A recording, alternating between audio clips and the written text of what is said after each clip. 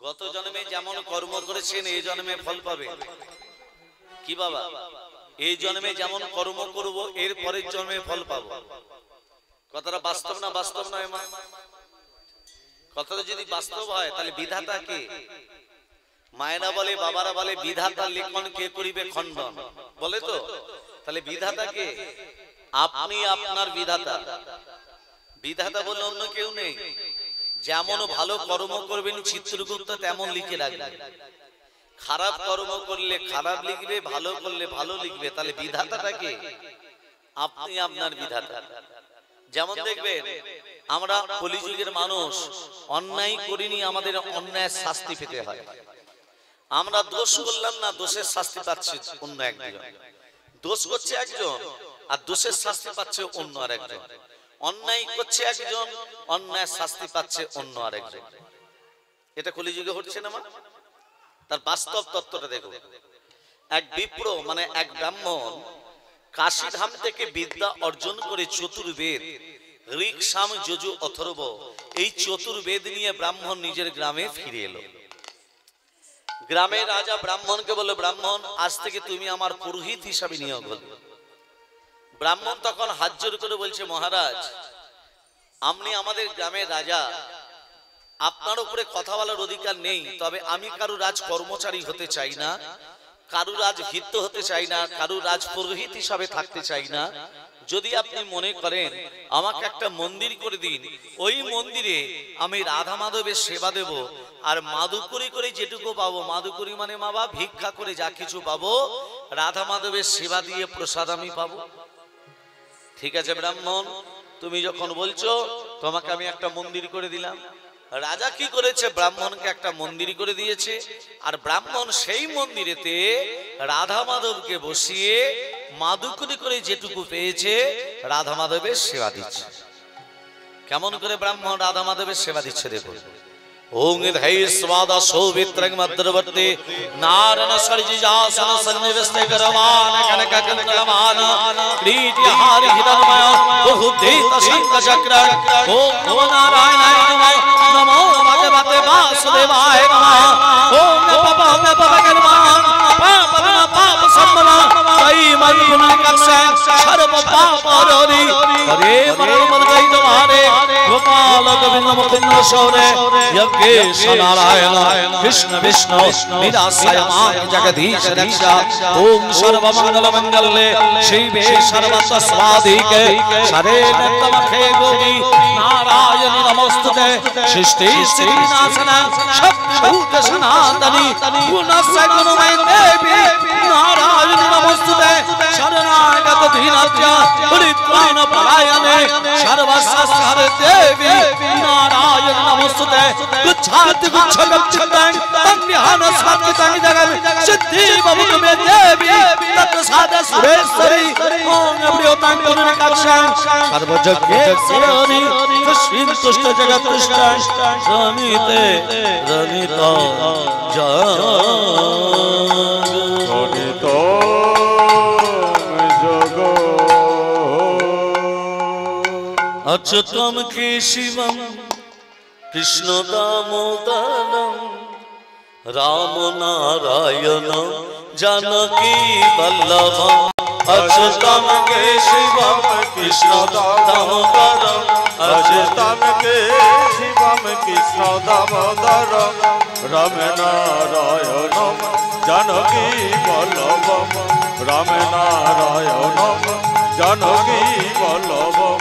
अच्युतम केशवम कृष्ण दामोदरम अच्युतम केशवम कृष्ण दामोदरम राम नारायण जानकी वल्लभम राम नारायण जानकी वल्लभम। कौन कहते भगवान आते नहीं, कौन कहते हैं भगवान आते नहीं, तुम्हें कहते हैं भगवान आते नहीं। तुम्हें मीरा के जैसे बुलाते नहीं, तुम्हें मीरा के जैसे बुलाते नहीं। कौन कहती भगवान खाते नहीं, कौन कहते हैं भगवान खाते नहीं, कौन कहते में भगवान आते नहीं। तुम सबरी के जैसे खिलाते नहीं, तुम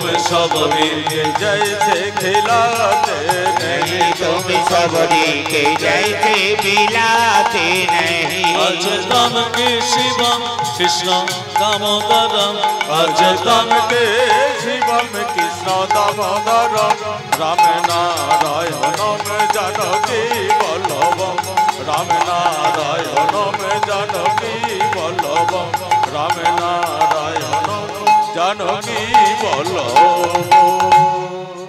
দেখতে দেখতে ব্রাহ্মণের 20টা বৎসর কেটে গেল, মন্দিরেতে 20টা বৎসর কেটে গেল। মা ব্রাহ্মণ বৃদ্ধ হয়ে গেল। এদিকে রাজার ছেলে বড় হয়েছে, বাবা রাজকুমার, বিয়ে দিতে হবে। রাজকুমার যখন বড় হয়েছে বিয়েও দিতে হবে। শুভ দিন দেখে শুভক্ষণ দেখে রাজকুমারের বিয়ে হয়ে গেল। ফুলসজ্জে রাত্রি, মা তত্ত্বটা ভালো করে লক্ষ্য রাখবেন। ফুলসজ্জে রাত্রি, রাজকুমার ঘুমাচ্ছে, রাজনন্দিনী চোখে নিদ্রা নেই। কেন নেই? নতুন জায়গা, নতুন ঘর, ঘুম আসবে কি করে? হঠাৎ দেখতে পেল খাটের তলা থেকে একটা জ্যোতি বেরিয়ে আসছে না। কিসের জ্যোতি? রাজনন্দিনী মা টানতে টানতে বার করে দেখছে একটা বিশাল বড় তরবারি, চকচক করছে তরবারি। রাজনন্দিনী মা তরবারিটা বার করে হাতে দেখতে দেখতে হাত থেকে যেই পড়ে গেছে একেবারে রাজকুমারের গলায়। যখনই বাবা রাজকুমারের গলায় পড়ল, সঙ্গে সঙ্গে রাজকুমারের গলাটা দ্বিখণ্ডিত হরিবোল হয়ে গেল, মারা গেল। রাজনন্দিনী মনে মনে ভাবছে বইয়ের হাতে স্বামী খুন, তা আবার ফুলসজ্জে রাত্রি, আবার একমাত্র ছেলে বলে কথা। সকাল যখন হবে আমাকে আর বাঁচিয়ে রাখবে? রাজা আমারও গদ্দার নিয়ে নেবে। ভোর হয়ে আসছে, সেই বৃদ্ধ ব্রাহ্মণ যাকে রাজা 20 বছর আগে মন্দির করে দিয়েছিল মা, সেই বৃদ্ধ ব্রাহ্মণ কুয়ো থেকে জল তুলে স্নান করছে। আর রাজনন্দিনী দেখতে পেয়ে বলছে, বাঁচাও বাঁচাও। এই বাঁচাও বাঁচাও কথাটা শুনে প্রহরীরা ছুটে এসে বলছে, রাজনন্দিনী কি হলো? না, আমার স্বামীকে হত্যা করে যাচ্ছে ওই বৃদ্ধ, ধরো ওকে। ব্রাহ্মণের হাতে বাঁধা হলো। রাজার কাছে এসে বলছে, রাজামশাই আপনার একমাত্র ছেলেকে হত্যা করেছে এই বৃদ্ধ ব্রাহ্মণ। রাজনন্দিনী বলছে, মহারাজ আমি নিজের চোখে দেখেছি আমার স্বামীকে হত্যা করতে। চোরের মায়ের বড় গলা, মারল কে? আর দোষটা চাপছে কার উপর? শোনো, যে হাতে আমার ছেলেকে হত্যা করেছে এই বৃদ্ধ ব্রাহ্মণ, ব্রাহ্মণের হাত দুটো কেটে দাও, ব্রাহ্মণের হাত দুটো কেটে দাও। রাজার আদেশ পেয়ে ব্রাহ্মণের হাত দুটো কেটে দিল।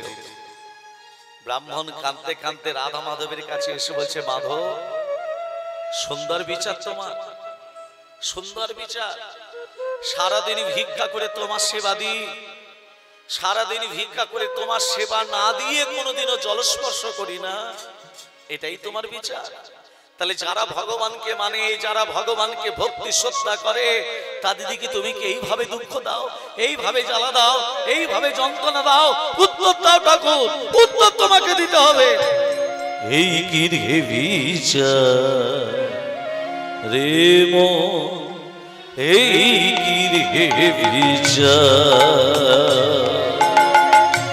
এই কি রে বিচার রে মন, এই কি রে বিচার।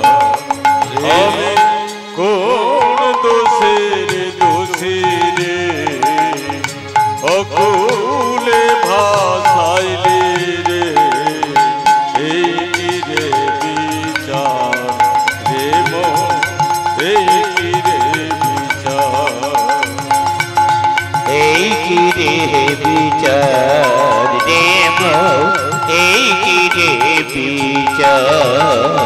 আমি কাটাই জীবন অন্ধকারে, আলোর দিশা নাই, ভাবের মাঝে ডুব সাগরে ভাসিয়া বেড়াই, আমি ভাসিয়া বেড়াই।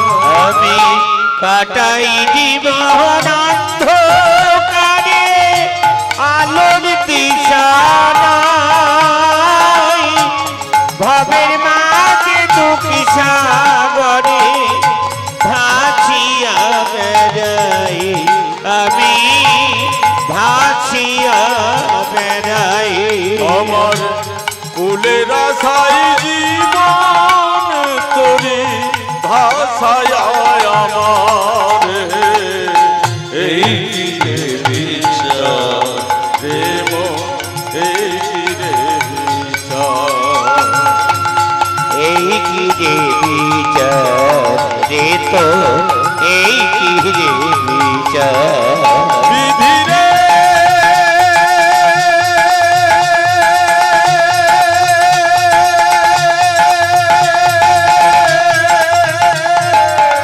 নিতাই গৌর হরি বল হরি বল। বিধি রে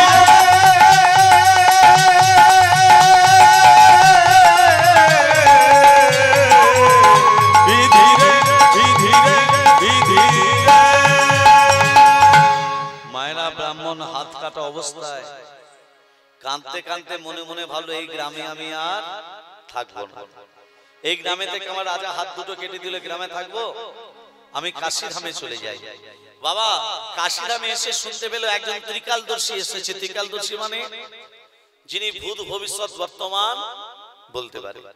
ওই ত্রিকালদর্শীকে জিজ্ঞাসা করবো আমার হাত দুটো কাটা হলো কেন। যেই ত্রিকালদর্শীর ঘরে প্রবেশ করেছে মা ত্রিকালদর্শী তখন ঘরে ছিল না। ছিল কে? তার স্ত্রী। কে?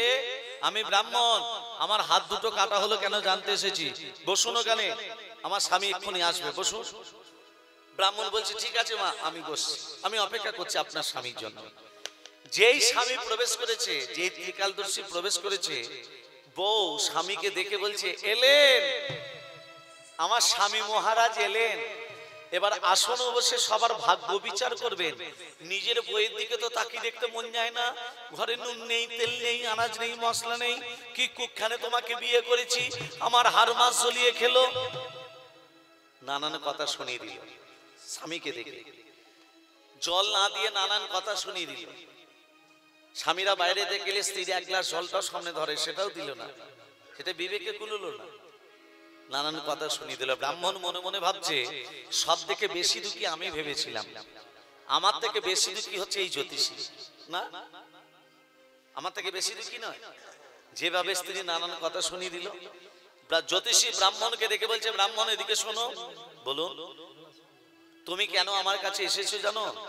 তোমার হাত দুটো কাটা হলো কেন জানতে এসেছো, তাই তো? ব্রাহ্মণ সঙ্গে সঙ্গে বলছে আপনি বুঝলেন কি করে?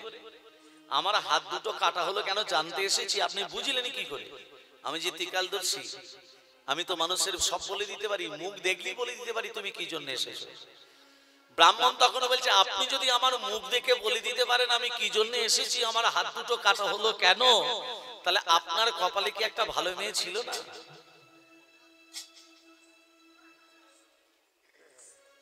এই তো বাস্তব। আপনি যদি আমার মুখ দেখে বলে দিতে পারেন আমি কেন এসেছি, আমার হাত দুটো কাটা হলো কেন, তাহলে আপনি তো নিজের কপালটা আয়নাতে দর্পণে দেখেও তো বলতে পারতেন আপনার একটা ভালো স্ত্রী কেন ছিল না। এরকম একটা খ্যারখ্যারে মেয়েকে বিয়ে করলেন কেন? এবার জ্যোতিষী তত্ত্বটা কি বলছে দেখুন। ব্রাহ্মণ শাস্ত্রে লেখা আছে স্বামী স্ত্রীর বন্ধন হচ্ছে 7 জন্মের বন্ধন। কত জন্মের মা? 7 জন্মের। একটা পুরুষ জাতিকে তৈরি করতে ভগবানের সময় লেগেছিল একদিন, আর একটা নারী জাতিকে তৈরি করতে ভগবানের সময় লেগেছিল 7 দিন। তা তো পূর্ণ হয়নি মা। 7টা সমুদ্রের জল নিয়ে তবে নারী জাতিকে তৈরি করা হলো। কটা সমুদ্রের জল? 7টা। ওই জন্যই দেখবেন বাবা, লক্ষ্য করবেন পুরুষরা নারী দিকে একটু জোরের কথা বললি মানে কাঁদতে শুরু করে দেয়। মানে 7টা সমুদ্রের জল স্টকে আছে তো, ইচ্ছে করলেই বার করলে হলো। শোনো ব্রাহ্মণ, এ যে আমার স্ত্রী, গত জন্মে এ আমার স্ত্রী ছিল না। কে ছিল? গত জন্মে আমার স্ত্রী ছিল না, এ ছিল একটা গাধা। আর আমি ব্রাহ্মণ ছিলাম না, আমি ছিলাম একটা বায়স পাখি বলতে কাক। গাধা সারাদিন পরিশ্রম করে করে গাধার পিঠে একটা ঘা হয়ে গেছিল। ঘা গাছের তলায় বিশ্রাম করত, আমি গাছের ডালে বসে রাখতাম। কাকের চোখ দুটো কোন দিকে থাকে? ওই ঘায়ের দিকে। গাধার পিঠে বসে প্রতিদিন ঠক্কর দিতাম, ওই ঘায়েতে ঠক্কর দিতাম। যত ঠক্কর দিতাম গাধা মুখে বলতে পারতো না বলে, কষ্ট পেত বলে ভগবানকে ডাকতো। এইভাবে প্রতিদিন ঠক্কর দিতে দিতে দিতে দিতে আমার ঠোঁটটা একদিন গাধার হাড়ে ঢুকে গেছে। কোথায় ঢুকেছে? হাড়ে ঢুকে গেছে। নাড়াচাড়া করছি, বেরোচ্ছে না, বেরোবে কি করে? হাড়ে ঢুকে গেছে তো। গাধা যন্ত্রণা ছটফট করতে করতে নদীতে ঝাঁপ দিল প্রাণ বিসর্জন দেবে বলে। যেই নদীতে ঝাঁপ দিল, আমি তো জল দেখলে উড়ে পড়বো মা, আমি তো পাখি, উড়বো কি করে? ঠোঁটটা যে হাড়ে ঢুকে গেছে। গাধা যখন জলে হরিবোল হয়ে গেল, আমিও বেগতিক, আমিও দুজনে মরে গিয়ে গাধা এই জন্মে হয়েছে আমার বউ, আমি হয়েছি ওর স্বামী।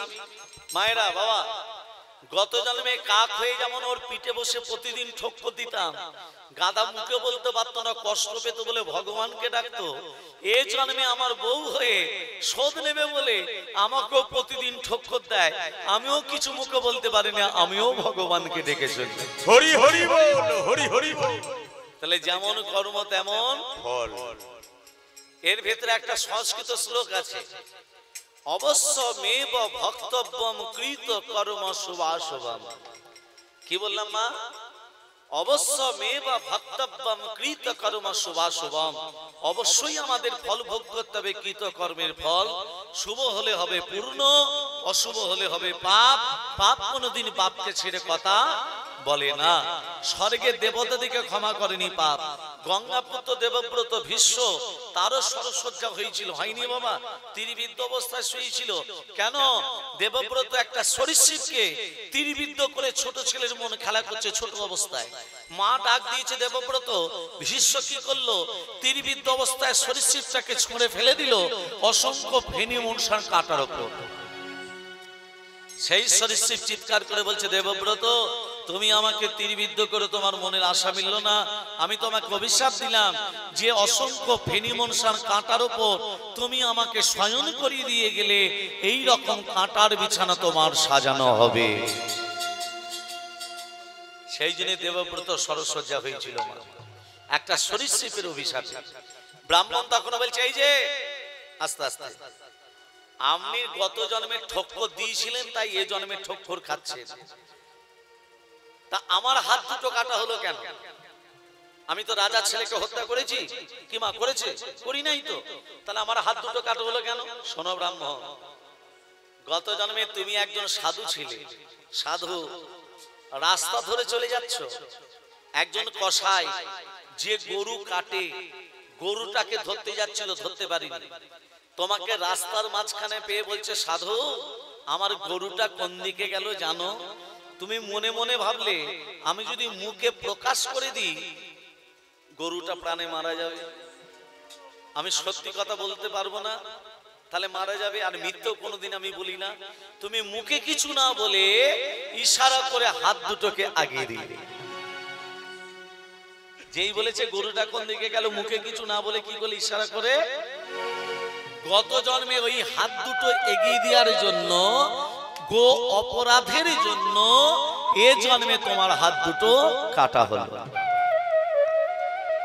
আর যে কসাই গত জন্মে, এখানেও শেষ নেই, যে গত জন্মে কসাই গরুটার গলা কেটেছিল, সে কসাইটা হলো এ জন্মে তার স্বামী, আর গরুটা হলো এ জন্মে তার স্ত্রী।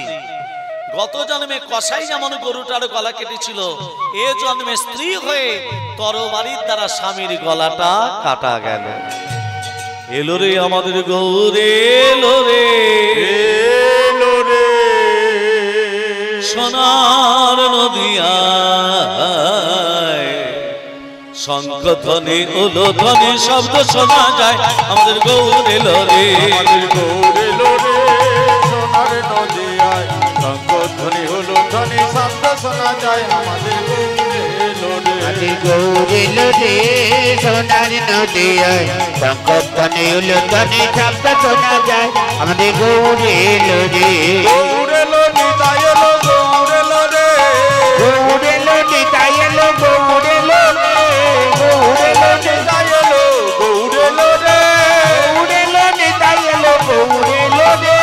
গৌর এলো রে সোনার নদিয়ায়, শঙ্খ ধ্বনি উলুধ্বনি শব্দ শোনা যায়, আমাদের গৌর এলো রে। আমাদের গৌর এলো রে সোনার নদিয়ায়, শঙ্খ ধ্বনি উলুধ্বনি শব্দ শোনা যায়, আমাদের গৌর এলো রে শান্তিপুর শান্তিপুর শান্তিপুর ডুবু ডুবু নদে ভেসে যায় শান্তিপুর ডুবু ডুবু নদে ভেসে যায় শান্তিপুর ডুবু ডুবু নদে ভেসে যায় শান্তিপুর ডুবু ডুবু নদে ভেসে যায়। মায়েরা সবাই শাঁখ এনেছেন তো? ওইটাই আনতে ভুলে গেছি। শাঁখ আনেনি না ফুল আনেনি না এখান থেকে ফুল চিরে সবার শেষকালে এখান থেকে ফুল চিরে দিতে নেই কারণ এটা হলো বৃন্দাবন। ফুল ফুল ছুটতে গেলে ঘর থেকে ফুল আনতে হয়, বোঝা গেল? হরিনাম শ্রবণ করতে গেলে যে আসনটায় বসে আছেন এটা চটের আসন নয়, এটা হলো ব্যাসদেবের আসন। এই আসনে বসতে গেলে প্রণাম করে বসতে হয়, এই আসন ছেড়ে উঠতে গেলে প্রণাম করে উঠতে হয়। ভালো করে বুঝে নিন। আমি ব্রাহ্মণের ছেলে, একটা বাস্তব তত্ত্ব কথা বলে দিই। উকিলের হাত ধরতে, উকিলের কাছে যেতে, জজের কাছে যেতে গেলে আগে কার হাত ধরতে হয়? জজের কাছে যেতে গেলে আগে কার হাত ধরতে হয়? উকিলের। তাহলে উকিলের হাত না ধরলে জজের কাছে পৌঁছানো যায় না। আস্তে আস্তে তাহলে জজের কাছে পৌঁছতে গেলে আগে উকিলের হাত ধরতে হয়। উকিলটা কে? উকিল হলো ব্রাহ্মণ, উকিল হলো ব্রাহ্মণ, জজ হলো স্বয়ং ভগবান। তাহলে ভগবানের কাছে পৌঁছতে গেলে আগে ব্রাহ্মণের হাত ধরতে হবে।